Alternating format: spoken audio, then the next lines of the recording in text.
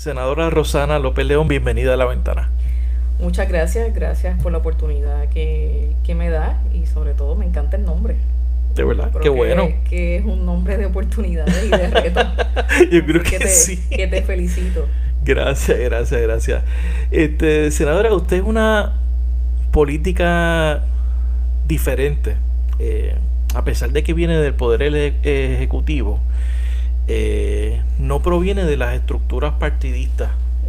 Regularmente uno espera que gente que haya militado en los partidos, haya hecho trabajo político desde la juventud. Usted proviene de la academia. Pues mira, no realmente. Ok. Yo trabajé toda mi vida con la población de edad avanzada desde que estaba en la universidad. Fui parte de varias organizaciones estudiantiles sociales dentro de la universidad porque vengo del área de la Sí. psicología. Realmente cuando empiezo a tener mis primeros pasos con respecto a lo que es la justicia social, fue basada en personas de avanzada porque pues también me criaron mis abuelos. Así que en ese sentido empecé ya a tener mis pininos en la Universidad de Puerto Rico. De hecho, fui también reconocida por la Medalla de la Juventud en aquel momento dado por servicio a la comunidad. Y por primera vez la Universidad de Calley establecimos un lema que era haciendo universidad fuera de la universidad, donde hacíamos actividades, hacíamos programas en beneficio de la comunidad de Calley. Pero desde antes de entrar a la universidad, usted estuvo de misionera en República Dominicana. Eso es correcto. ¿Cómo Antes de fue esa entrar experiencia? a la universidad tenía una inquietud bien grande de ayudar a la gente, así que fui parte del primer grupo que salió de mi pueblo, de lo que se llama Obras Misioneras Pontificias. Me estuve adiestrando durante un año y estuve el verano en Santo Domingo por un tiempo, en una de las comunidades más pobres en Manzanillo, Puerto Plata, donde participé con una otra cantidad de jóvenes ayudando a la comunidad en el desarrollo económico, en el desarrollo social, en el desarrollo de la educación. Y luego en varias instancias nos movimos a Haití, también haciendo lo mismo, ayudando en la parte de educación, ayudando en la parte de salubridad, ayudando en la parte del desarrollo de la agricultura, también en esas comunidades. Cuando yo tengo esa experiencia misionera, mi vida cambió por completo. O sea, era antes de ser misionera, después de ser misionera. Y cuando llego a la universidad, que fue el verano antes de entrar a la universidad, pues entonces, movida por esa experiencia misionera, empiezo a hacer otras actividades que fueran en beneficio de la población. Yo quería estudiar medicina en primera instancia. Ok. Así que me muevo a lo que se llamó el cuerpo de voluntarios en aquel momento del Hospital Font en Calley. Creo el cuerpo de voluntarios que hoy es el cuerpo de voluntarios del Hospital De Menonita, que usted lo fundó. Yo lo fundé. A raíz de que creía que si los estudiantes tenían experiencias durante la universidad podrían enfatizar más en qué es lo que querían hacer como profesionales, y si era verdad que esa era la profesión que quería ejercer. Así que le dimos la oportunidad a estudiantes universitarios de que fueran parte de todos los programas en el hospital, y entonces rotaban por los diferentes partes del hospital. ¿Y qué es lo que Programas. hacían? ¿Qué hacían exactamente? Bueno, yo por lo el cuerpo menos voluntario? estuve en sala de operaciones, estuve en recovery, estuve en clínicas externas, estuve en admisiones, estuve en laboratorios. Así que yo O sea que usted estuvo cerca de la medicina. por 5 años fui voluntaria allí, gratuitamente, todo esto en mis horas libres de estudiante. Además de ser presidenta de la Asociación de Estudiantes de Psicología también en la universidad, que ahí desarrollamos un programa de ejercicio para personas de edad avanzada de la comunidad. También de ahí es que sale el que se me designa para la Medalla de la Juventud. Ok, esa fue la razón. Por la cantidad de cosas que estaba haciendo en beneficio de los estudiantes, y también de la comunidad en Calley. Pues estudié en la Universidad de Calley. Así que cuando me graduó, automáticamente me cambio a psicología porque me di cuenta que no era la medicina, que era la psicología lo que me gustaba. ¿Por qué ese cambio? Pues mira, ¿Qué fue lo que le llamó la atención? principalmente cuando empiezo a hablar con la gente en el hospital, cuando empiezo a rotar por los diferentes departamentos, principalmente en el área de recovery, en el área de, o sea, las operaciones, postoperatorio, me di cuenta que lo que más me gustaba era hablar con la gente, ayudarla con sus procesos, con sus transiciones, y principalmente en aquel momento dado, pues las personas de edad avanzada. Y entonces me fascina mucho más la psicología, desde el punto de vista, ¿verdad?, principalmente psicológica social, y por eso es que me muevo al programa de psicología. Y inmediatamente cuando me graduó, mi primer trabajo fue técnica de actividades de una égida en Calley, que hasta yo llegué a guiar la guagua para la gira de las personas de edad avanzada, pues siempre nada me ha parado, hago de todo.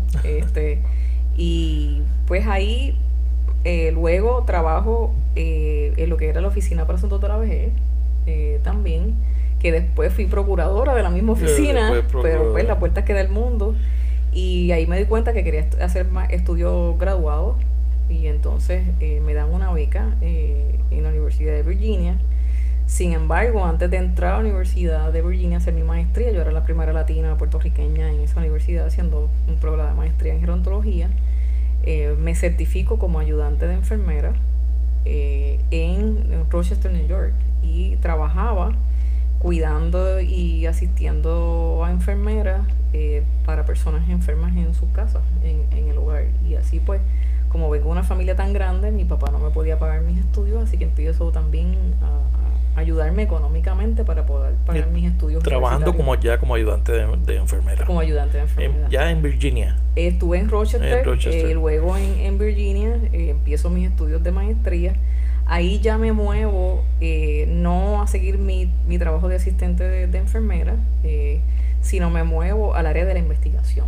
Estando estudiando también yo hacía investigación en el área social. ¿En qué temas investigó? Principalmente todo lo que era latinos, porque como era la primera puertorriqueña en la universidad, en el programa de gerontología, a los profesores les interesaba que mis investigaciones fueran de personas latinas, de personas puertorriqueñas, personas que ellos no tenían mucha investigación, y entonces me muevo a hacer diferentes investigaciones, que de hecho pues pude hacer diferentes artículos con mis profesores en aquel momento dado. Así que cuando termino mis estudios de maestría, como era la primera puertorriqueña con una maestría en gerontología y especializada en programas y servicios para personas avanzadas, el recinto de ciencias médicas me contrata en el programa de gerontología. ¿Y usted estuvo en la academia? ¿Cuántos años estuvo en ciencias médicas? 6 años. 6 años estuve en el recinto de ciencias médicas, bajo el programa de graduado de salud pública, en el programa de gerontología. Ahí desarrollé varias investigaciones, desarrollé varios cursos nuevos de la Escuela de Salud Pública, y se hizo por primera vez el primer directorio de servicios para personas de edad avanzada. Porque estando en la universidad de bachillerato, yo trabajaba también en audiovisual, siempre trabajé, y hice el primer video y de documental sobre las personas de edad avanzada en Puerto Rico, así que seguí el mismo eso fue estando en la universidad en Calley. Estando en la universidad en Calley, yo trabajaba como parte de este trabajo en audiovisual, y también hice el primer video para informativo, educativo, documental para personas de edad avanzada. Así que siempre me ha gustado mucho lo que es la tecnología y lo que son los medios visuales, y he seguido esa misma trayectoria a través de toda mi vida. Y eso ayuda, sobre todo en la política, también ayuda. Pues mira, tener realmente esa visión en aquel momento dado, yo lo que quería era que se visualizara más la vejez, que no se siguiera viendo como un mito la vejez y un estereotipo de que las personas de 60 años o más no son productivos. La mayoría de ellos no son enfermos. La mayoría de ellos trabajan mucho más cuando se jubilan que cuando estaban trabajando. Eso es cierto. Había y hay un culto a la juventud, y se había dejado y se había echado a un lado la etapa de la vejez. Y entonces me dediqué a enaltecer lo que era la vejez, los puntos importantes sobre la vejez, y que se rompieran con los mitos y los estereotipos acerca de las personas de edad avanzada, que iban a ser la mayoría en Puerto Rico. ¿Cuáles son esos mitos específicamente sobre la vejez que usted veía en la sociedad? Hemos cambiado, hemos evolucionado, hemos aceptado a las personas viejas. Bueno, lo que pasa es que al haber por tantos años culto a la juventud, hay una transición cultural de cambiar de un país que era joven a un país que se considera hoy viejo. Y ya se estaban viendo las estadísticas por los pocos índices o estadísticas sobre natalidad y altos y bajos índices de mortalidad. Así que tú sabías que iba a haber una población más en aumento de la población de edad avanzada. Los mitos principalmente es que las personas de edad avanzada eran enfermas, que no podían producir, que no podían seguir trabajando porque iban a estar enfermos todo el tiempo y que no eran productivos, no podían aprender la nueva tecnología, cosa que no es verdad. Que eso tenían que quedarse entonces en la dependencia, y segundo, que iban a quedarse atrás en la tecnología. Eso no es el demográfico de mayor crecimiento en Facebook, por ejemplo, son las personas. Por eso ahí es donde vienen los baby boomers, los que nacieron del 46 al 64, que fueron la primera generación de la universidad. Y entonces pues esos son los que tú ves hoy en Facebook, esos son los que tú ves hoy en todos los medios tecnológicos, porque fueron las primeras generaciones que entraron a la universidad, se educaron, tenían mucho más conocimiento, son los que defienden más sus derechos, conocen más sus derechos, fueron más dados a investigar, son más independientes, les gusta más la naturaleza, les gusta trabajar voluntariamente, les gusta mantenerse productivos, y entonces un perfil completo de una generación nueva dentro de las personas de 60 años o más, con la cual la población tenía que enfrentar, y nos estamos enfrentando hoy con esa realidad también. Así que todo lo que yo hice con respecto a eso, a lo que me movía, era para enaltecer la figura y la realidad, enseñar la realidad, porque yo daba clase a enfermeras, daba clase a médicos, daba clase en salud ambiental, en demografía, de romper esos estereotipos dentro de los mismos profesionales de la salud y en el área social, porque dentro del área de salud y el área social permanecía o prevalecían los mitos hacia la población de 60 años. Entonces, yo tuve la oportunidad de visitar recientemente con usted el recinto de ciencias médicas, que ese es como su segundo hogar. A usted es muy querida allí todavía. Usted estaba muy cómoda en la academia. ¿Cómo entonces usted termina trabajando en la Procuraduría de las personas de edad avanzada con la gobernadora Sila Calderón? Pues mira, algunas veces yo me pregunto lo mismo. Pero realmente cuando yo llego de Virginia, que automáticamente la universidad me contrata, porque pues era una persona que tenía un conocimiento de profesionales que no habían en Puerto Rico, yo empiezo a desarrollar cursos de política pública para la población de avanzada. Y de hecho, fui una de las primeras profesoras que empezó a tener más visita a la legislatura y estar pendiente de los procesos de política pública que se hacían para la población de edad avanzada. Porque es algo que la universidad muchas veces no se integraba a la política pública, y más en las áreas de especialidad. De hecho, tenía una clase de lo que eran programas y servicios para personas de edad avanzada, y con los estudiantes a nivel graduado, todos los años hacíamos y desarrollamos las políticas públicas que el gobierno, o las guías que tenía que tener el gobierno para poder lidiar con el aumento de la población.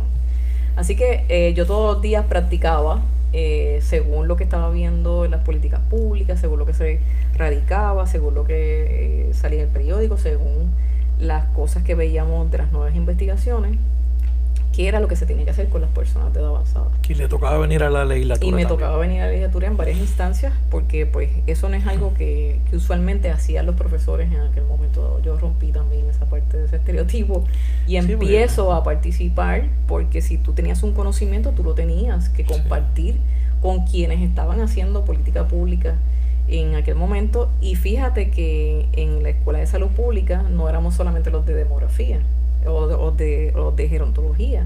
Estaba demografía, estaba administración de servicios de salud, estaba salud ambiental, estaba educación en salud, estaba epidemiología. O sea que tú te nutrías de otros compañeros profesionales que podían integrar a la discusión. En aquel momento dado es que se somete también, viene el nuevo sistema de salud del gobierno de Puerto Rico en aquel momento dado. Sí, la reforma de Rosselló. La reforma, y fue un choque bien grande, ya que lo que se enseña en la Escuela de Salud Pública era el modelo triunfador, que era la regionalización de la salud. El llamado Albona, modelo Albona. Así que se desmanteló en Puerto Rico. Adrede para poder privatizar la salud en aquel momento dado con la tarjeta, que le decían la tarjetita de Rosselló, que después se ha convertido en lo que se ha convertido, que se convirtió la salud en un comercio, el negocio que hay hoy. De otra cosa. Así que durante ese tiempo que estuve en la Escuela de Salud Pública, pues tuve mucho trabajo de poder llevar a cabo esto, además de que yo hacía prácticas en la comunidad, y eso me daba una idea en tierra de qué era lo que estaba sucediendo. Un día, una de las compañeras de la escuela me dijo: mira, nos están solicitando que hagamos cuáles son las propuestas que nosotros tenemos como escuela para la población de 60 años o más. Yo me dedico por varios meses a integrar esa política pública. La sometimos a todos los partidos, y entonces pasan las elecciones y todo ese tipo de cosas, y un viernes, me acuerdo como hoy, recibo una llamada de Fortaleza. Yo nunca había entrado a Fortaleza, ni a un tour. Había entrado a Fortaleza, no sabía por qué me estaban llamando, porque yo no era, no participaba de actividades políticas, nunca participaba de actividades políticas. ¿Y quién la llamó? Pues me llaman de Fortaleza, que la gobernadora había oído de mí. Pero no fue la gobernadora. Bueno, la gobernadora no me llama un ayudante. Por eso de la gobernadora. No fue la gobernadora. En aquel momento dado, que había oído de mí, que quería conocerme, con respecto a lo que era la población de edad avanzada, que me invitaba ese mismo día a tener una conversación con ella. Y ya era obviamente ya era gobernadora, no estaba en el proceso de transición. Fue en el 2001.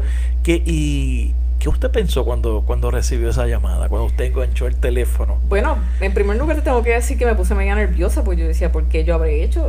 ¿Por qué me está llamando la gobernadora? Después, automáticamente, yo dije, pues quiere decir que como yo he estado desarrollando política pública para la población de avanzada, pues ella quiere saber de una persona especializada en el tema más información, así que yo pues estaba dispuesta a ofrecer esa información. Cuando vengo a hablar con ella, ese mismo día llegué a Fortaleza, y para sorpresa mía, cuando empiezo a hablar con ella sabía de todo lo que yo había escrito, y de todo lo que yo cómo se había trascendido la parte de política pública, y ahí me ofrece ese mismo día la posición de la directora de Asuntos de la Vejez. Oficina de la Gobernadora, Oficina para Asuntos de la Vejez. Que esa es la precursora de la Procuraduría. De la Procuraduría. Y entonces... cuando usted salió de Fortaleza, que usted llamó a su mamá, llamó a su... ¿Qué pasó por su mente? Bueno, yo me acuerdo que todavía los celulares estaban por tarjeta en aquel momento dado. Ya yo había llamado a mi papá antes de llegar a Fortaleza, que iba a tener esta conversación con la gobernadora, y cuando salgo, pues yo le dije, pues mira, me acaba de la gobernadora solicitar. Yo, sin preguntarle nada más, le dije que sí, que estaba disponible para hacerlo, y me dice, pues empieza el lunes. Yo no más pensaba que iba a ser tan rápido, pero sí, fue un reto bien grande, pero a la misma vez muy contenta, porque ya lo que había hecho con mis estudiantes de desarrollar política pública, pues lo iba a poner a implementar. Exacto, ejecutarlo. Y una de las cosas que iba a ser una persona especializada en el tema, con educación en el tema. y que me gusta trabajar con la población de edad avanzada. Así que empecé inmediatamente, reestructuré completamente la oficina. Cuando empiezo a ver los cambios de la ley federal, me doy cuenta que la oficina tenía unos conflictos, y el gobierno federal le había enviado unos comunicados al gobierno de Puerto Rico de que esa oficina tenía que ser independiente, de que esa oficina era fiscalizadora del mismo gobierno y de entes privados. O sea, por lo tanto, no podía estar bajo la oficina de la gobernadora, porque habían hecho unos cambios a la ley federal. Entonces empezamos a trabajar con eso. Yo le pido una nueva reunión a la gobernadora, de lo que estaba sucediendo, de los señalamientos que había con respecto a la parte legal. Tuvimos varias conversaciones con respecto a esto, y yo me convierto, se hace la ley, nosotros mismos hicimos la ley en aquel momento dado basado en la ley federal. Consultamos con el ente federal también, ellos estaban de acuerdo porque sabían que teníamos unos conflictos con respecto a eso, y yo entonces paso a ser la primera procuradora de las personas de edad avanzada en Puerto Rico en el 2004. 2004 ya se convierte ya a finales del cuatrenio de la gobernadora Sila María Calderón. ¿Qué fue lo que más usted aprendió de la gobernadora Calderón, siendo la primera mujer gobernadora electa en la historia de Puerto Rico? Pues mira, en primer lugar, ella rompió estereotipos. Por las experiencias que tuve con ella, por las experiencias que tuve con la legislatura, ella estaba rompiendo un estereotipo de que siempre habían sido hombres, por primera vez una mujer. Ella tuvo que romper muchas barreras de visión, y fue bien fuerte para ella. Yo sé que fue bien fuerte para ella, y una de las cosas que para mí, y aprendí muchísimo de ella, era que es una mujer sumamente estructurada, una mujer sumamente organizada, y un detalle que ningún ejecutivo debe perder son los detalles positivos, de empoderamiento y de apoyo. Ella, siempre que nosotros teníamos una reunión con ella, terminábamos con unas palabras de aliento, de pompearnos, como quien dice, como dicen, ¿verdad? Uh-huh. Porque yo me acuerdo que uno de los compañeros en aquel momento decía que muchas veces se sentían solitarios en sus posiciones, porque todo el tiempo los estaban demandando diferentes servicios, demandando servicios, contestando llamadas, contestando a la prensa, y hay momentos en la noche ya que tú dices, Dios mío, le he cumplido a todo el mundo y me siento en la solitud de la noche. Claro. Y algunas veces pues tú te sentías solitario luego de haber cumplido con todas las misiones, y ella pues ayudaba en ese proceso. Yo creo que aprendí mucho de esa estructura. Eso de ella se dice que es muy exigente, pero nunca había escuchado esa parte de del tipo de liderato de ella, de ese refuerzo positivo de su equipo de trabajo. Yo nunca lo vi más. Yo estuve en 3 administraciones, nunca más lo vi.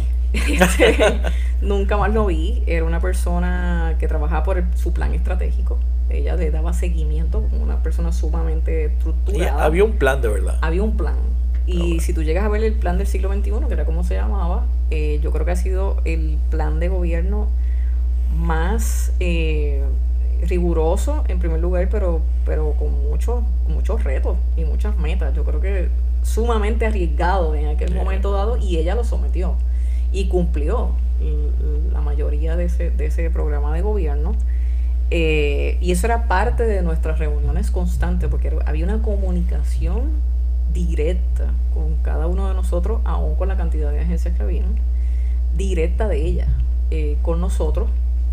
Y tú podías recibir, incluso si salía algo en el periódico de una noticia positiva que tú habías hecho como jefe de agencia, o habías llevado una acción positiva, a ti te podía llegar a tus manos el recorte del periódico firmado por ella, una nota, indicándole una nota en el mismo periódico, muy buen trabajo. Interesante. Y esos son detalles positivos, además de ese refuerzo positivo que teníamos cada tres meses que nos reuníamos.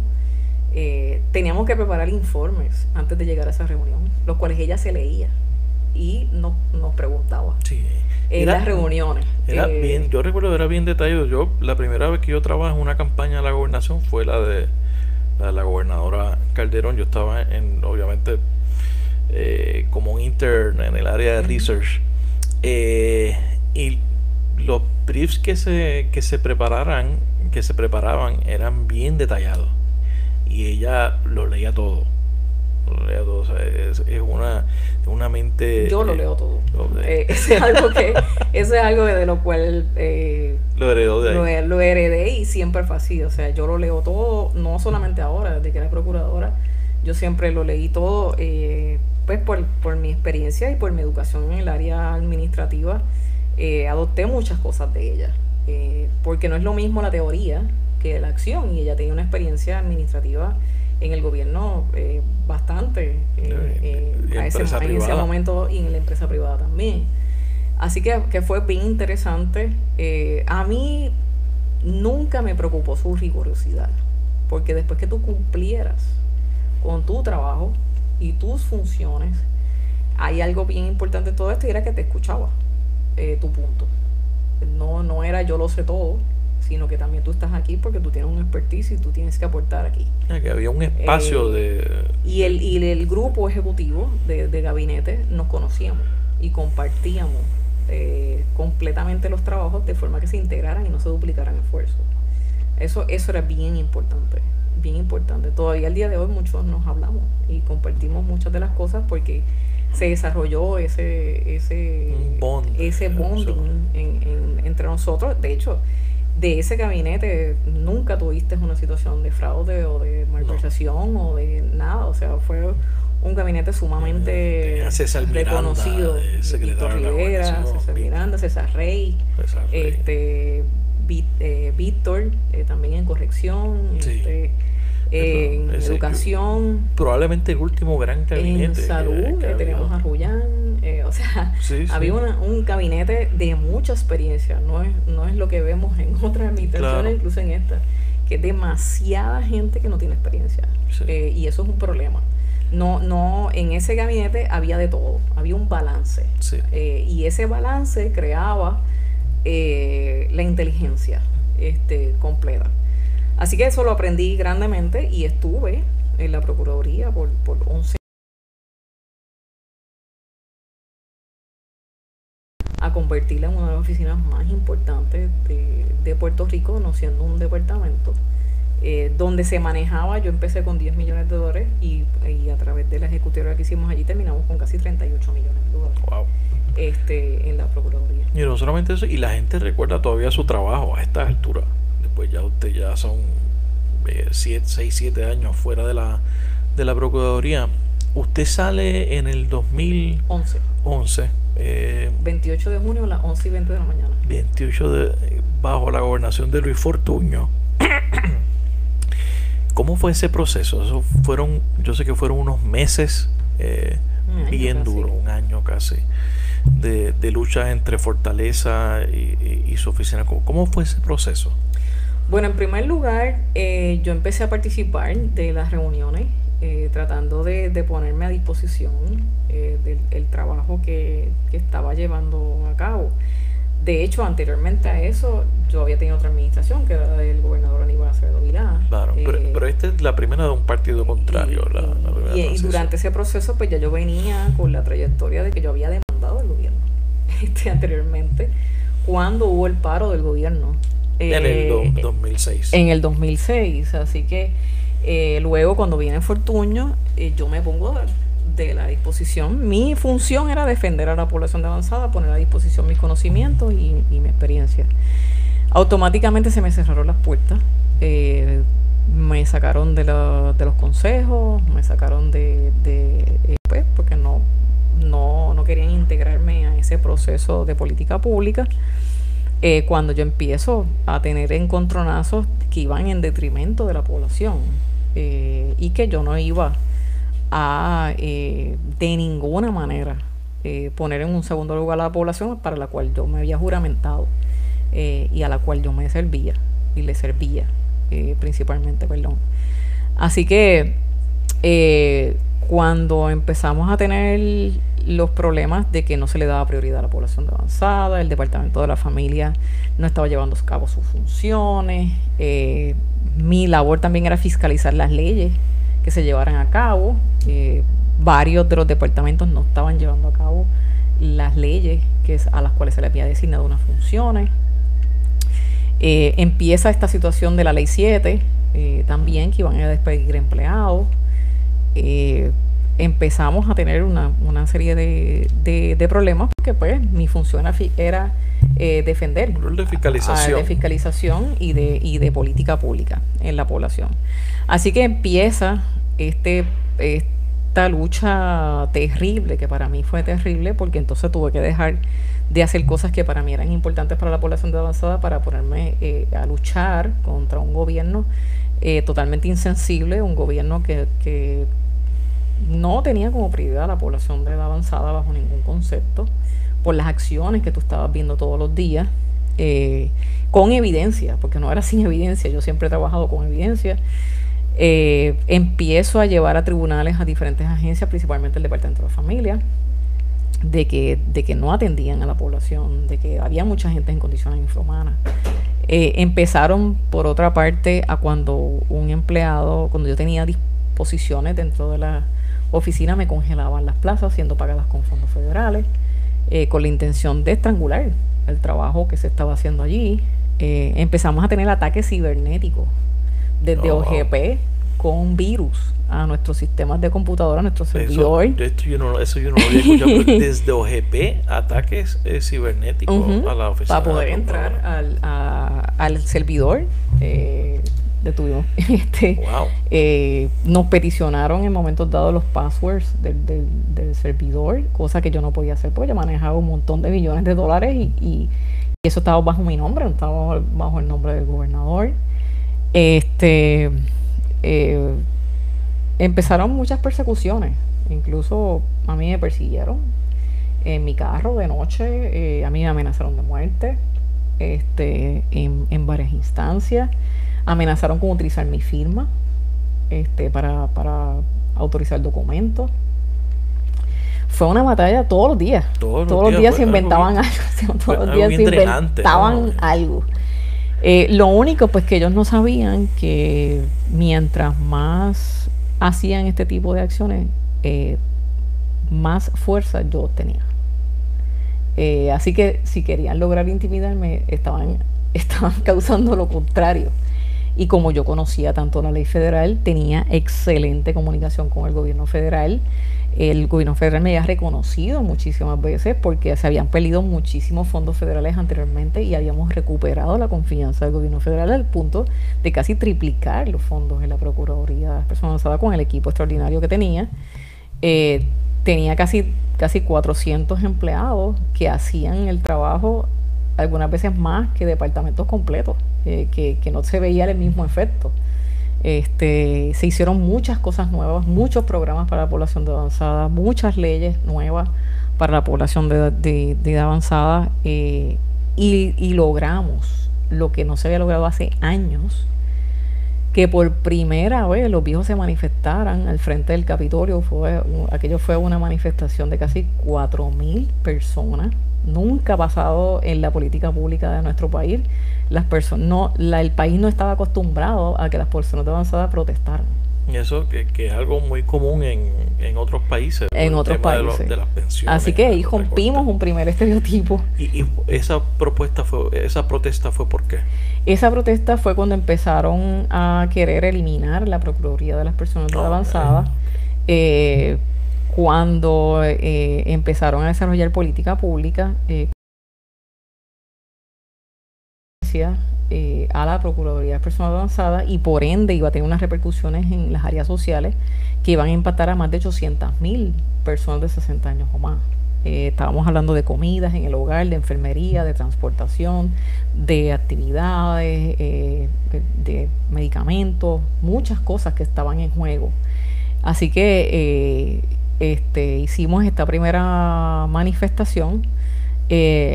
Luego de eso tuvimos la nefasta Ley 7, cuando de casi 400 empleados que yo tenía allí, yo recibo unas cartas de cesantear de casi 320 personas. Limpiaron la oficina. Limpiaron completamente la oficina, pero eso no era lo peor. Lo peor era no solamente insensiblemente a unos empleados, sino que tú echabas por un hoyo, por la borda, casi 38 millones de dólares.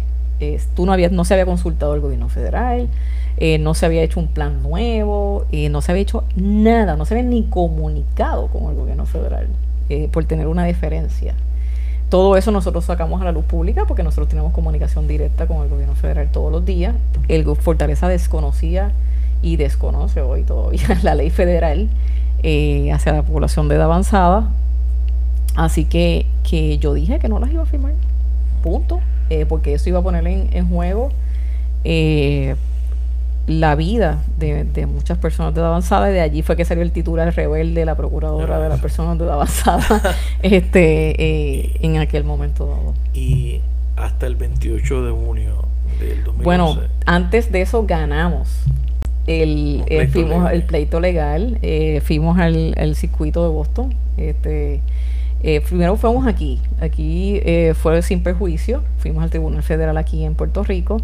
Entonces nos movimos apelamos al tribunal en Boston, el apelativo de Boston, y sin los recursos y contra uno de los bufetes más famosos de este país, ganamos el caso. Y nunca gastamos un solo centavo de la Procuraduría en ese caso. Todo fue a raíz de empleados, de actividades que hicimos. Nunca utilizamos un solo centavo. ¿No utilizó fondos de la Procuraduría para llevar el caso? No, ni para viajar siquiera a ese caso. Porque no quería que me acusaran de algo. Y todo fue a través de actividades que hicimos con los empleados. Nosotros nos movimos y hicimos lo indecible. No gastamos ni un solo centavo de la Procuraduría en aquel momento dado para eso. Fuimos a Boston, ganamos. Y eso pues parece que no le vino muy bien al gobernador en aquel momento dado, y unos compañeros que hoy están aquí en la legislatura, todavía de senadores y representantes. En ese momento dado fue Carmelo Río y Johnny Méndez en la Cámara de Representantes. Ellos fueron los autores de esa nefasta acción de eliminar la Procuraduría, de eliminar la independencia, incluso contra entes privados, no era solamente contra el gobierno. Así que el gobernador firmó, creo que, si no mal no recuerdo, creo que firmó un miércoles. Y entonces cuando firma esa ley de eliminar las procuradurías y hacer aquel invento de unirlas todas en una, automáticamente separaron los fondos federales. Ese mismo día el gobierno federal nos dio a nosotros una instrucción de que no podíamos utilizar un solo centavo, porque ya la ley del plan que nos había aprobado el propio gobierno federal había cambiado. Y que ellos no habían tomado cartas en el asunto, a ellos no se le había consultado y todo este tipo de cosas.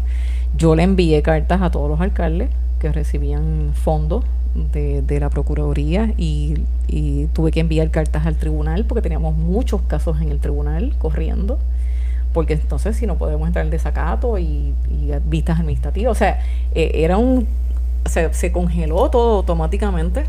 Y ese mismo día que envié las cartas estaba yo en la ventana de la oficina mirando hacia la calle cuando llega a las 11:28 de la mañana, el 28 de junio, llegan carros blindados con policías, y entonces se estacionan en la parte del otro lado de la acera, y yo veo que empiezan a correr hacia el edificio donde yo estaba con armas en las manos. Yo dije, esto es para mí. Con armas en las manos, ellos entraron. Sí, ellos entraron, llegaron como 5 o 6 carros blindados, escoltados en aquel entonces por policía del municipio de San Juan, en aquel momento el alcalde de Santini, y yo los reconozco porque tenían un uniforme verde, no sé si se acuerdan, sí, en aquel momento dado, y los reconocí con policía también estatal, o sea, venían escoltados completamente desde Fortaleza, que habían sido mandados desde Fortaleza. Automáticamente yo doy instrucciones de que nadie puede entrar. Violaron todos los códigos de seguridad abajo en el edificio, entraron sin permiso al edificio, sin ningún tipo de protocolo, irrumpieron en las oficinas, amenazaron gente, había personas de avanzada en ese momento en la Procuraduría. Yo no salgo porque obviamente como voy a salir yo no tenía armas, ellos estaban con armas, me estaban indicando dentro de la oficina que había gente con armas en el estacionamiento, había gente con armas en los pasillos. Muchas personas avanzadas se pusieron muy nerviosos, los empleados se pusieron muy nerviosos. Yo tuve que llamar a los abogados porque yo no sabía si corría riesgo la vida de mis empleados, de las personas avanzadas que estaban allí. Se formó un caos, ciertamente. Ocuparon con no armas. Fueron en eso no fue en las calles de Managua ni en Caracas. No, eso fue aquí. Y cuando llegaron al counter de la recepcionista, dijeron que querían hablar conmigo. Entonces, ¿cómo tú quieres hablar con alguien si tú vienes con armas? Yo no estoy entendiendo el mensaje, ¿verdad? Y pues toda la historia que todo Puerto Rico conoce. Ellos querían irrumpir ese día sin ninguna autoridad del gobierno federal para tener los passwords y todo. Yo dije, no, aquí se hacen las cosas como se tienen que hacer. Aquí tiene que haber una transición. Aquí ustedes tienen que firmar unos documentos que nos liberan a nosotros de unas responsabilidades fiscales, de unas responsabilidades legales. Ustedes vengan mañana y yo les voy a hacer la transición en tiempo récord, como se debe hacer. Y yo no me estoy negando, pero yo no voy a poner en riesgo la población que por tantos años he defendido, y una responsabilidad vicaria en ley que yo tenía, pues yo era la que firmaba los planes, claro. Yo era la que firmaba las cuentas y todo este tipo de cosas. Y los esperé. Al otro día no llegaron a la hora que indicaron que iban a llegar, llegaron por la tarde, para variar. Y cuando empezamos la reunión, ellos se le peticionó que firmaran unos release de todo lo que ellos iban a obtener. En principio no la querían firmar, pero luego cuando entró la prensa la tuvieron que firmar. No tuvieron otra, porque yo dejé que la prensa entrara en el proceso de la transición. Y la prensa llegó el día que llegaron con armas también. Y claro, esa la gente lo vio. Y yo nunca lo olvidaré tampoco. Así que ese día culminó mi función como procuradora el 28 de junio a las 11:28 de la mañana fue que entraron, y al otro día el 29 a las 2 de la tarde que empecé la transición y salí como a las 5 de la tarde. Pudo hacer la transición. Se tenía que hacer la transición. Y yo no cedí bajo ninguna circunstancia. Eso es lo que la prepara usted, yo creo, para entrar al campo de la política, que es un campo tan difícil. Usted corre en el 2012. ¿Cómo fue que usted llegó a la determinación de que esto es lo que voy a hacer? Voy a aspirar al Senado. Quiero seguir esa experiencia también sirve para asustar a cualquiera. Dice, o no vuelvo al servicio público o decido aspirar a un puesto electivo. ¿Qué fue lo que pasó por su mente cuando usted dijo, ok, pues voy a correr para el Senado? Pues mire, en primera instancia fue sumamente difícil. Yo llevaba 11 años en una agencia.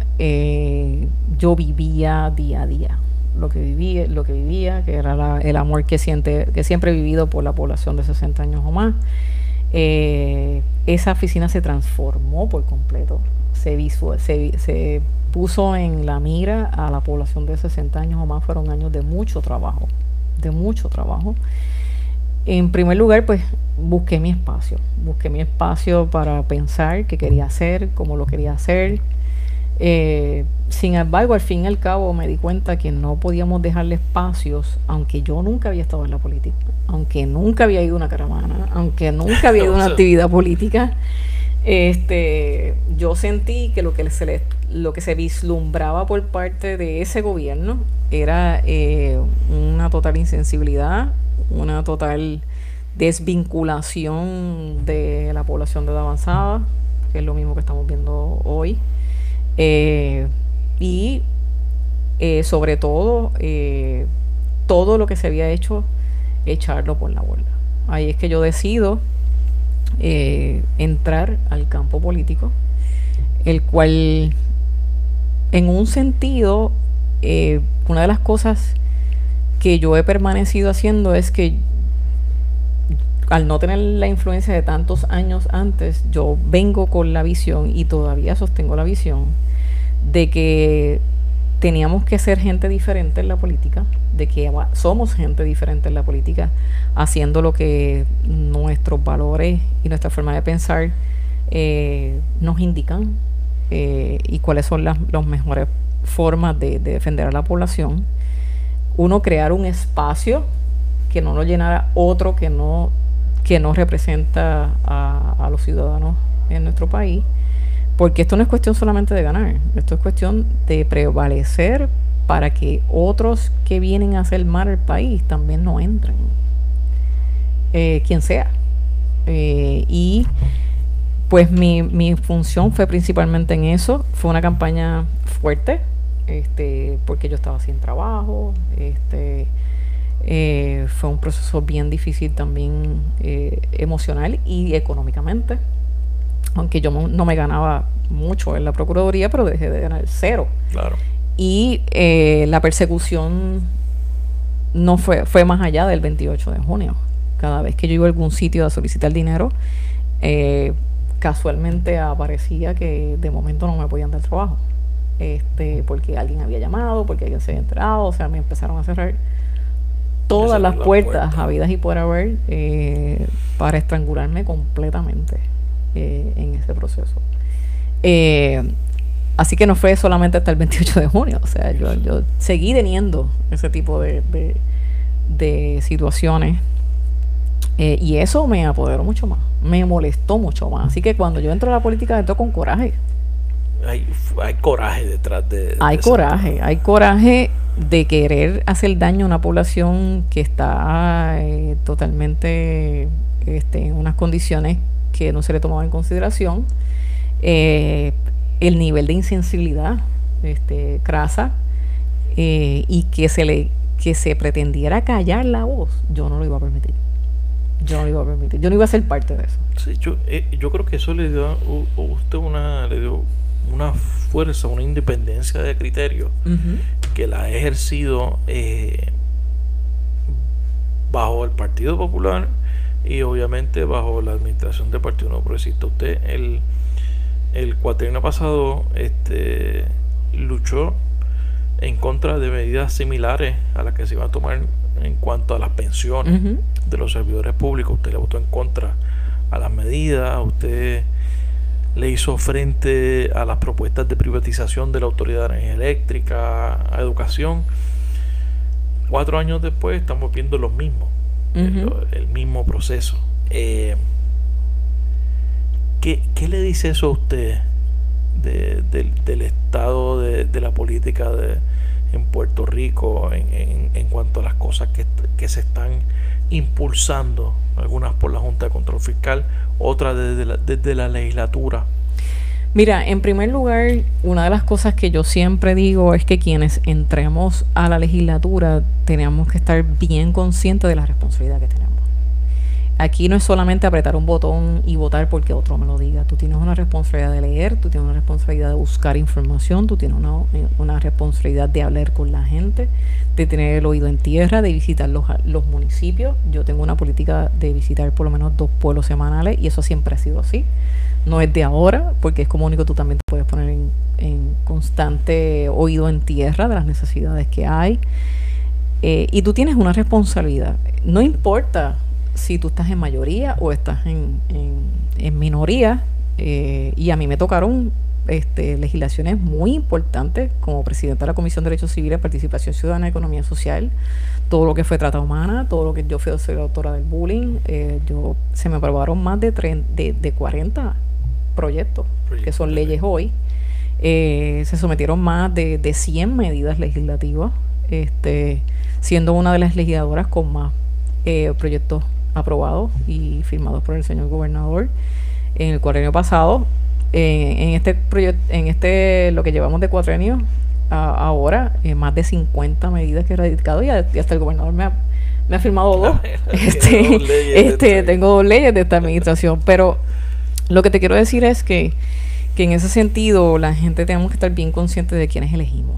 Y eso es sumamente importante, no porque tú seas del Partido Nuevo Progresista, pues entonces, aunque pues tú entiendas que esta persona es la mejor, pues tú tienes que hacer todo lo posible para que tengan los mejores candidatos. Y si tú ves una trayectoria de gente que ya ha estado anteriormente, no la debes apoyar en esos procesos. Y sobre todo, tú tienes que tener tu independencia de criterio. Tú pones el conocimiento en la mesa, porque si yo he sido una persona mediadora todo el tiempo, siempre pongo el conocimiento en la mesa.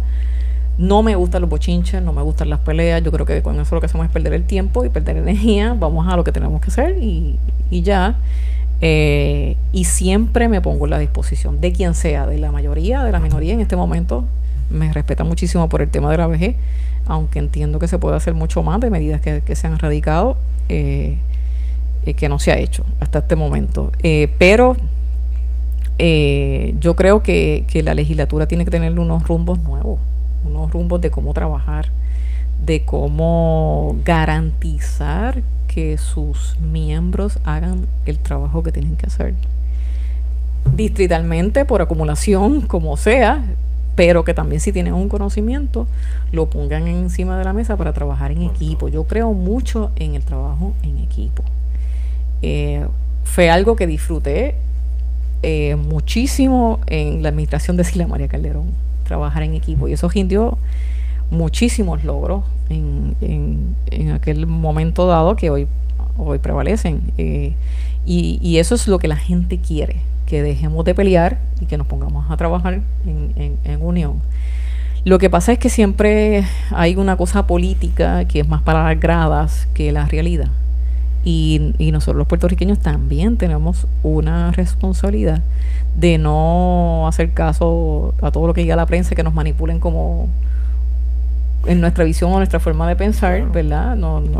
Sino que también podamos hacer un análisis crítico de todo esto. La responsabilidad también de exigir otra política, algo que sea diferente. Una política diferente y que no sea que la transparencia esté ahí, que es uno de los problemas que ha tenido esta administración, de que hoy dicen una cosa, mañana dicen otra y van para atrás y para adelante, porque hay un desconocimiento y una falta de experiencia terrible, que lo dijimos desde el principio. El gobernador ha demostrado que no tiene ni la capacidad, ni la experiencia, ni la transparencia, y su equipo de trabajo constantemente miente al país. Lo hemos visto en los planes fiscales, lo de las pensiones, él es el que las somete, luego después dice que es la Junta. Y lo pueden ver, los documentos, si la gente lo lee, en marzo del 2017, claro, ahí está lo de las pensiones. El gobernador es el que somete lo de la reforma laboral, y ahora entonces dice que es la Junta de Supervisión Fiscal. Sin embargo, ahora mismo tenemos en cuanto a las pensiones a los pensionados en el tribunal defendiendo sus pensiones, claro, y tú no ves al gobierno defendiendo las pensiones. Pues vamos a los planes fiscales ahora, pero me gustaría ver en el Senado. Yo estuve mirando, o sea, y no hay una mujer en una posición de liderato. O sea, ni presidente, ni vicepresidente, ni portavoz alterno en ninguna de las delegaciones. Obviamente hay 2 legisladores independientes, está la delegación del PIB, que es el senador del MAU. El Senado es una especie de boys club. Mira, yo creo que como te dije anteriormente, la gobernadora rompió parte de los estereotipos. No todo. No todo. Prevalece en muchísimas instancias el machismo. Eso no es nada nuevo. ¿Y cómo te lo manejas? Bueno, yo lleno mi espacio y no permito que nadie me lo llene. En primer lugar, yo tengo que aportar. Yo tengo y hago saber que yo puedo aportar constantemente, y hago mis funciones, mi trabajo. No exijo nada que no me haya exigido yo misma. Pero tienen que también postularse a mujeres que sean capaces de lidiar con eso y no ceder, porque tenemos compañeras que ceden automáticamente a la falta de respeto, a la situación de maltrato, la forma en que se le trata, en primer lugar. Y en segundo lugar, que representen a la mujer, que sean dignas representantes de la mujer. Hay varias compañeras en Cámara y en Senado que para mí no representan a la mujer puertorriqueña. Ceden completamente a cosas que no deberían ceder. Y se quiere crear la impresión de que se apoya a la mujer y todo ese tipo de cosas, pero cuando tú vas a la realidad, que es de la boca para afuera. No es así. No es así. Así que en ese sentido tienen que ser mujeres que sean ejemplos, que sean capaces de ser mediadoras, que sean capaces profesionalmente de aportar, que no cedan a cosas que no debemos ceder bajo ninguna circunstancia, y que se nos demos a respetar en todas las instancias, y eso es algo que fíjate, la mayoría de las votantes son mujeres, y tenemos mujeres machistas, sí, también, sí, así que probablemente el hombre machista también, producto y algunas veces pues las mujeres no somos tan solidarias como deberíamos serlo por el estereotipo y la cultura, ¿verdad? Es una cuestión cultural. Una cuestión cultural, pero pues eso se ha roto en varias instancias. La mujer es la más que se educa, es la más que estudia. Ahora mismo en la universidad somos la mayoría. ¿Por qué no buscar mujeres que realmente nos representen? Realmente nos representen. Y en ese sentido yo creo que nos falta todavía camino por recorrer. Vamos a los planes fiscales. Usted hizo unas denuncias sobre los planes fiscales con relación a los pensionados y a las personas de edad avanzada. ¿Cómo quedan ellos con la aprobación de este plan fiscal? Bueno, en primer lugar, yo hice mi asignación y evalué y vi todos los estudios que se han hecho con respecto a pensionados en este país desde el 2003, que fue el primer estudio que se hizo por la Comisión Permanente de Retiro. Así que el gobierno, lo que te quiero traer con ese punto es que el gobierno tiene esos estudios, conoce ya cómo venía ya la situación económica de los pensionados, qué reciben, qué no reciben y si están bajo el nivel de pobreza o no. Ya nosotros empezamos a ver ese tipo de cosas en el 2003. Y sin estudio, luego de María, peor todavía. Yo creo que es obvio lo que está pasando en la población. Peor todavía. De edad avanzada. Así que hice una evaluación completa y entonces empiezo a ver, el último estudio que se hizo socioeconómico fue en el 2011 y continúa en ascenso la cantidad de pensionados bajo el nivel de pobreza por individuo, lo que los colocaría en una situación no de pobreza, sino de extrema pobreza, que al fin y a la postre, si tú los llevas o los empujas hacia la extrema pobreza, van a caer a expensas del gobierno. Así que tú no estás haciendo nada si tú quieres hablar solamente de dólares y centavos, sino que estás poniendo en detrimento la calidad de vida de una población, y encima de eso le vas a crear más costos a una economía ya deprimida que tenemos en Puerto Rico, y con la situación de la emigración, pues más todavía, ¿verdad? De la población productiva, como se le llama laboralmente. Así que cuando tú ves el plan fiscal del gobernador, el que él con todo su legislativa celebró en el Jardín Urdido de Fortaleza, por ahí es donde tú ves en primera instancia el plan de los pensionados, que son 600 millones menos en los beneficios a los pensionados. Ya está ahí en ese plan. En el primer plan era una reducción de 6% en las pensiones. No, siempre fue un 10%. Siempre fue un 10%. Los 600 millones está desde el marzo del 2017. Okay. Lo que pasa es que ponen un juego de palabras y de porcientos que no te dejan ver la realidad de lo que está ahí.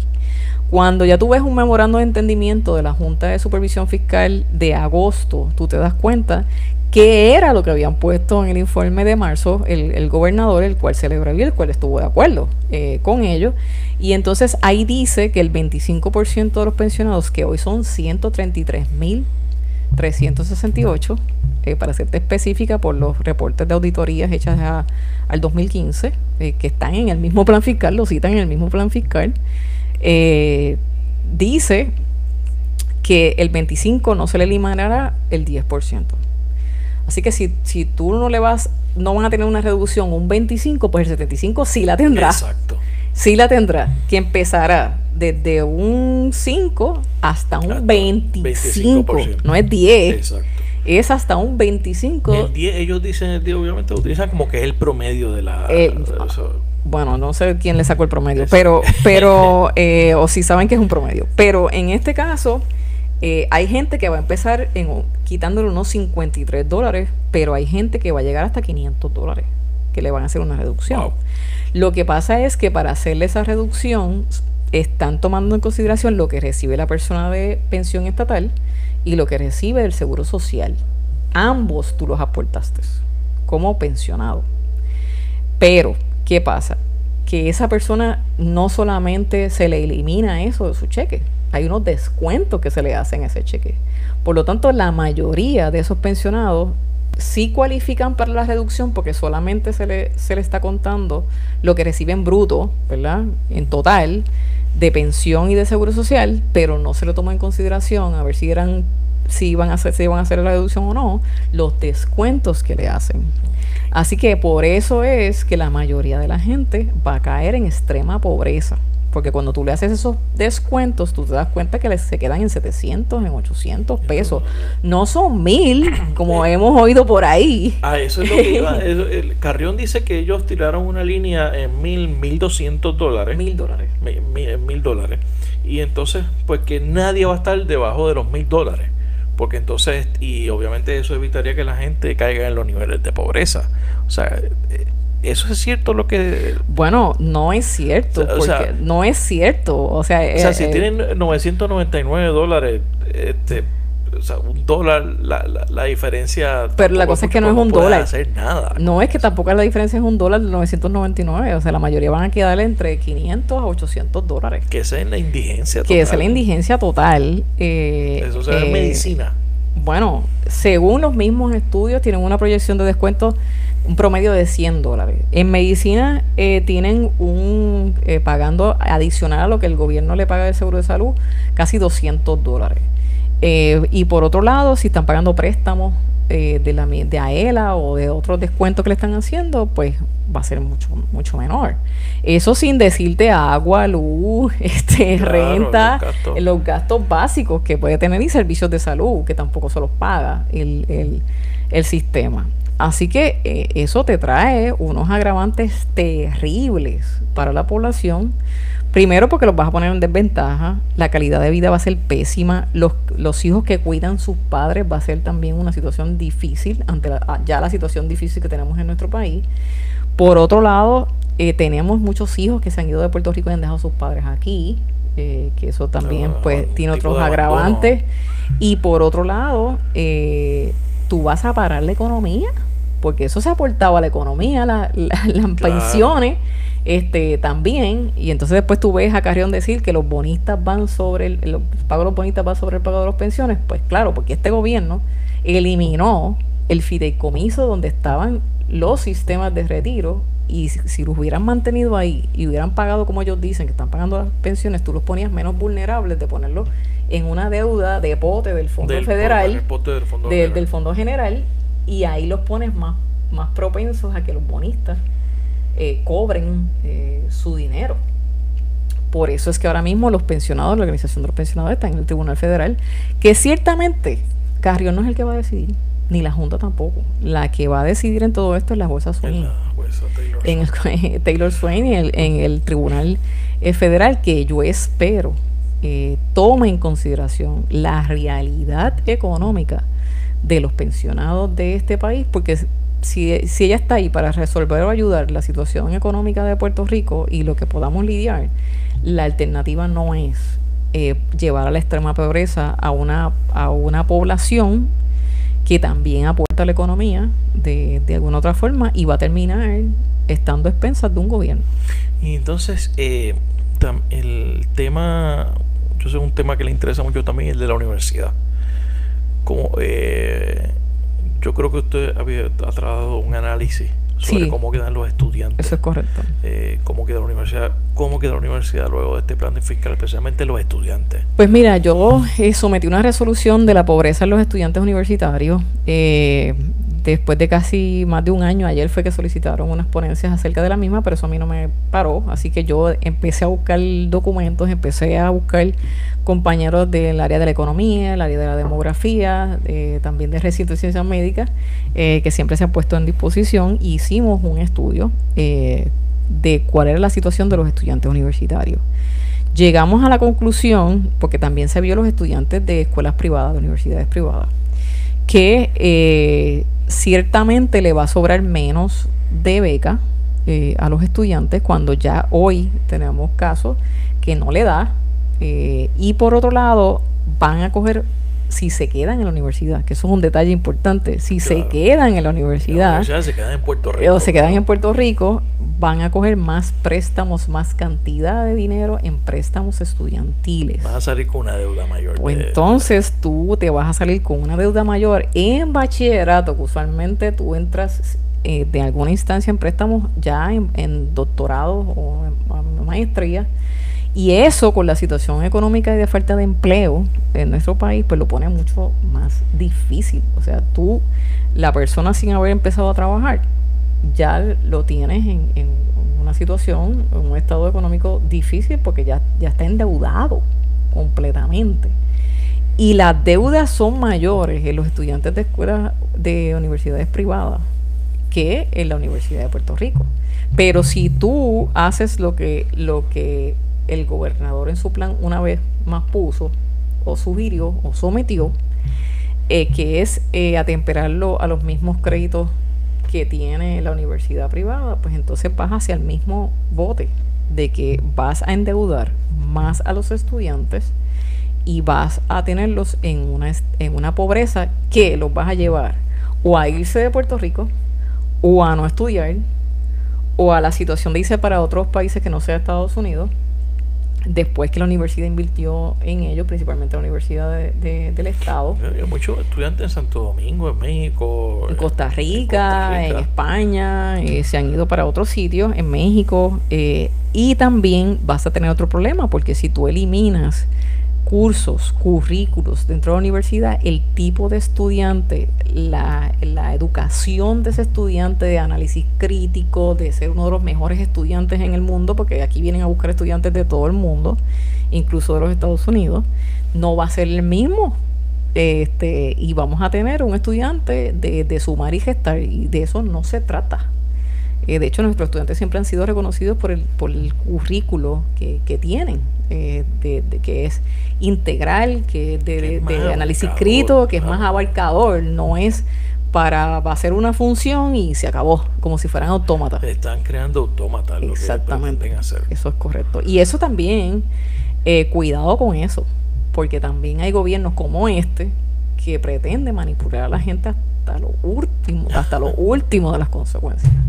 Eso es muy cierto. Vamos concluyendo ya la entrevista. Usted anunció su disponibilidad para por lo menos considerar la alcaldía de San Juan. O la presidencia del Senado. Uh-huh. ¿Cómo está ese proceso? Mira, el proceso es el proceso. Yo en primer lugar soy sincera, yo no tengo por qué mentir. O sea, si lo estoy evaluando, lo estoy evaluando. Para muchos que es muy temprano, yo soy Rosana y he hecho las cosas diferentes, y de hecho, por eso es que sigo aquí, porque sigo haciendo las cosas diferentes y pensando, teniendo independencia de criterio.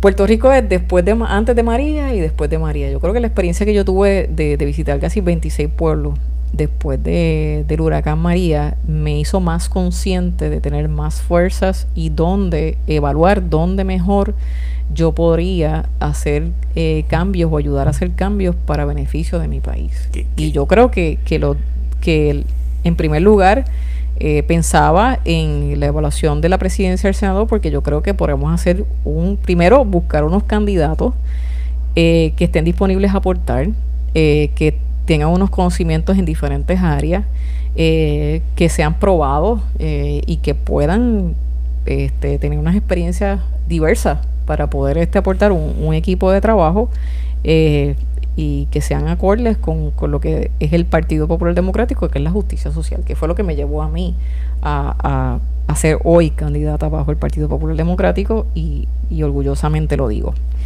Y en segundo lugar, una vez la alcaldesa expresa que posiblemente podría estar, eso lo veremos después si se oficializan las candidaturas, ser ella la candidata a la gobernación, pues a mí me preocupa grandemente el hecho de que caiga en manos de gente inescrupulosa o gente que no valorice lo que somos los puertorriqueños y las puertorriqueñas en la capital tan importante que es en cierto sentido el micro de los problemas que tiene el país en su somos un microcosmo de lo que es Puerto Rico. Sí. Así que yo no puedo evadir una responsabilidad. Estoy en este momento conformando mi equipo de trabajo, ya sea para uno o para otro, pero enfatizando en qué debemos hacer. Cómo lo debemos hacer, oyendo gente, escuchando gente. Una de las cosas que a mí más me gusta es escuchar a la gente. Experiencias vividas, qué es lo que están viviendo, cómo lo están viviendo y que me digan paso por paso qué es lo que está sucediendo. Eso lo sigo haciendo y eso me ayuda muchísimo. Yo considero que tengo mucha experiencia en equipo de trabajo. Lo hice por 11 años en el Ejecutivo como procuradora y con un equipo de trabajo seccional, porque las cosas tú no las haces sola. Tú tienes un equipo de trabajo, tú tienes que tener la capacidad de conformar ese equipo de trabajo, de tener una capacidad de dirigir un equipo de trabajo y que ese equipo de trabajo a su misma vez se sienta orgulloso de lo que hace y de lo que puede hacer para un país. Nosotros no tenemos tiempo para perder. Yo creo que ya la gente está cansada de lo mismo. Nosotros tenemos que empezar a hacer cosas que vayan acorde con las necesidades y no para las gradas. Yo no hago política pública para las gradas. Eso es una pérdida de tiempo. Tú tienes que empezar a hacer cosas reales, que realmente busquen. Que toquen a la gente. Que toquen a la gente. Yo no sé por qué están perdiendo el tiempo en la pelea chiquita constantemente, o en quién es el más guapo de la película o no, o la más guapa de la película. De esto no se trata. Y volvemos al discurso machista otra vez. Exacto, o sea, y entonces la gente en el medio, sufriendo, muriéndose, porque todavía yo veo gente que no tiene luz que se está muriendo. Y un gobierno que si fuera tan real y más transparente, pues entonces no estaría gastando millones en los valores cuentas, no estaría dándole millones a una universidad de los Estados Unidos cuando tiene una de las mejores universidades del mundo, la Universidad de Puerto Rico, para evaluar la situación de las muertes. Ya mismo vamos para una temporada de huracanes y aquí no se ha movido nada. Nadie, y hay gente que todavía no tiene luz, hay pueblos que no tienen luz. La gente quiere ver luz al final del camino y quiere ver gente que tenga su análisis propio, su independencia de criterio, pero sepa trabajar en equipo y pueda tener unos resultados por la experiencia. Yo creo que Puerto Rico ya sabe que un gobernador sin experiencia no puede gobernar. Un gobernador sin transparencia no puede gobernar. Sería demasiado riesgo que se están tomando y ya en la mayoría ya se están bajando del barco hace rato con las situaciones que se están dando y el pa'lante y para atrás que vemos constantemente, que el problema no es el pa'lante y para atrás, son las consecuencias del pa'lante y para atrás, claro, que tenemos en este momento, y que nos hagamos sentir y que nos respeten, porque no podemos ser la cultura de los más cabizbajos en esto. Nosotros tenemos que decir las cosas cuando las tenemos que decir y cómo las tenemos que decir, y sentarnos a la mesa y provocar la discusión en la mesa y llegar a unos acuerdos, pero seguirnos dándole patadas a la lata no vamos a ir para ningún lado. ¿Algo más que quiera añadir como cierre? Bueno, yo creo que el futuro de Puerto Rico definitivamente tiene que estar en manos de personas capaces, sensibles, que hayan demostrado ya un bagaje y una experiencia y un compromiso con todo puertorriqueño, todos, mujeres, hombres, que pensemos diferente, de diferentes formas de pensar, diferentes formas de lo que sea, y tenemos que ser capaces de eso. Pero Puerto Rico le falta mucho por recorrer y necesita hombres y mujeres comprometidos con eso, pero comprometidos de alma, no de alma, vida y corazón. no comprometidos con hacer una política de grada, como lo estamos viendo ahora de una forma terrible, cuando tú ves tanta gente sufriendo. Y yo creo que es el momento. Yo creo que es el momento de pensar diferente, de enrollarnos las mangas más aún, en mi caso, porque yo siempre he tenido las mangas enrolladas en todo esto, y sentir la gente para mantenerme en tierra, en el oído en tierra todo el tiempo, y una vez tú sientas eso, tomar acciones que reflejen la necesidad de seres humanos como son tus hermanos puertorriqueños y puertorriqueñas. Senadora Rosana López León, gracias por estar en la ventana. No, gracias a ti, gracias por la oportunidad de hacerme sentir que muchas veces estas conversaciones son importantes para uno recordar la responsabilidad y las funciones que uno tiene que hacer, que no es otra cosa que la huella. Lo físico se queda, lo material se queda. Correcto. Las huellas son las que se quedan. Y eso es lo que estoy tratando de hacer con este tipo de entrevistas, hacerlo un poco más profundo, personal, porque a veces a través de un tweet, a través de un Facebook, no conocemos muy bien a la gente. Uno la conoce hablando y conversando. Yo creo que eso es el espacio que estoy tratando de pues muy bien, yo creo que es importante. Nosotros también lo necesitamos. Gracias.